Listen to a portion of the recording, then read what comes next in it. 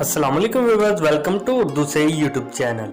अस्सलाम वालेकुम प्यारे व्यूअर्स, उर्दू से टीम की जानिब से एक और नई वीडियो के साथ हाजिर हैं।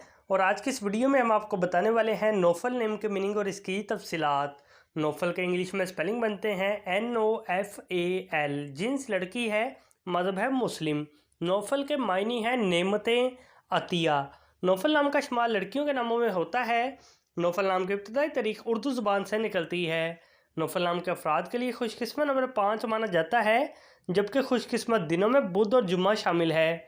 खुशकिस्मत धातों में हिस्सों के हिसाब से कांसी और तांबा शामिल है। नौफल नाम के अफराद के लिए मुआफिक रंगों में सब्ज़ और पीला रंग शामिल है।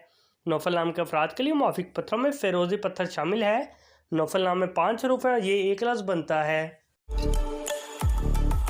अपने नाम का मीनिंग जानने के लिए कमेंट बॉक्स में लिखिए, चैनल को सब्सक्राइब कीजिए, वीडियो को लाइक और शेयर कीजिए। Thanks for watching.